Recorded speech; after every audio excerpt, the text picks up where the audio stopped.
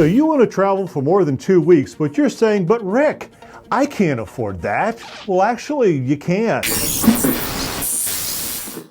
Rick Higgins here, and today I'm going to tell you how you can manage your extended travel and actually pay for it. Okay, the answer to your first question is no. No, I am not going to give you a 12-step program on how you too can have creative travel for no money. Everybody's different. But between you and I think we can figure some things out.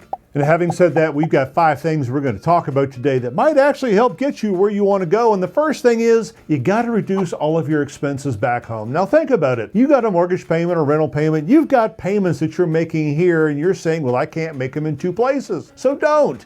Take your house, Airbnb it, VRBO it, whatever you want to do, have it pay for itself. The other thing is, you got to stop being a hoarder. You got to stop being a pack rat. Start selling your stuff. There's a lot of things that you have in closets, in storage. By the way, if you've got a storage unit and you haven't seen the inside of it in 2 years, sell everything in there. That's money towards your travel. And besides, you're not going to be paying the storage fee every month. Thing is, this goes for everything. It could be your cars. If you're going to be gone for 6 months, do you really need to have your car sitting out in the driveway? Get rid of it. Assuming you can make some money off of it. Get a new one when you come back. Besides, that's a win-win. You get a new car and you get to travel. Thought number 2 is you're probably going to need some extra income streams. Now, I'm lucky. I'm a remote worker, a digital nomad. So if I want to work remotely, I can work remotely. Find out from your current job if there's any part of it you can do remotely. Even if you have to downgrade yourself to like a part-time status or do something different in the company, is there opportunity for remote work? But Rick, you just said, I can't do remote work where I am. I have to be in the office. Well, then look into other income streams. For instance, I am doing this YouTube thing. I'm not saying you need to be a YouTuber, but people who do this come up with other ideas. We don't make money off of YouTube. We make money off of other things that we can do online. They're called, passive income streams. Maybe it's affiliate marketing. Maybe it's doing some kind of customer service.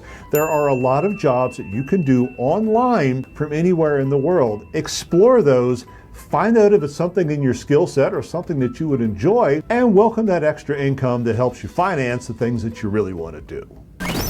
Now, this one is not about how you can afford it, but it's kind of a hidden gotcha. Say you want to do long-term travel, and say you do like me and you quit your job so that you can travel around the world. Well, guess what? There are some things your job paid for, like, health insurance that you're going to have to pay for now. Now, maybe this isn't your thing. Suddenly, I've got $1,000 I got to cough up every single month for things that, the job used to pay for. But look for the hidden expenses. So you're trying to figure out ways of paying for the things where you go out, but what are some of the things that, maybe you hadn't thought about? So go through your budget, go through all the things that you're paying for now and all the things that might actually change a little bit, and make sure you add those into, the big pile of money that you're going to need to spend. Thought number 4 is, where are you going to stay? Now, maybe you're the kind of person, I want to be in an all-inclusive resort with that giant buffet and the beach over there, but are you really going to be able to afford that for months on end? The 4, 5, 6-star hotel? No, I don't think so. There are alternate ways of staying from the super low end, which is stay at a hostel or couch surf, or do VRBO. Or do Airbnb or one of those things. Now, there's a video that's going to pop up around here somewhere that I did recently. We tend to stay in VRBO, HomeAway, and Airbnbs almost exclusively. It saves us a lot of money. The point being is, when you're doing extended travel, how often are you going to be in this room? It's there to keep your stuff, and you shouldn't be carrying a lot of stuff with you anyway. It's where you sleep. It's where you come back to change your clothes. You're not going to be there that often. It's not the point and destination of your travel. So be creative. Think of ways that you can save money, be safe, but you don't need the Taj Mahal. You don't need a giant hotel room with maid service. You can wash your own dishes. Go look up an Airbnb or go look up a VRBO. You ever try to say VRB? Verbo. Just go to a Verbo.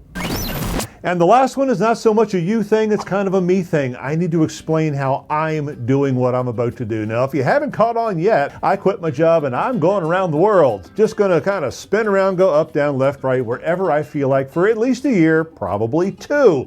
Well, how the heck can you afford it? Yes, I've got some 401k saved up. Like everybody else my age, I've been socking away money for retirement. But the point is that I figured out I'm not going to be able to do it. What I've got saved up is not going to be able to afford to have me not work for the rest of my days. At no point is that going to be a possibility. But what is a possibility is for me to keep working. Now, I do desk work. I'm an IT kind of guy.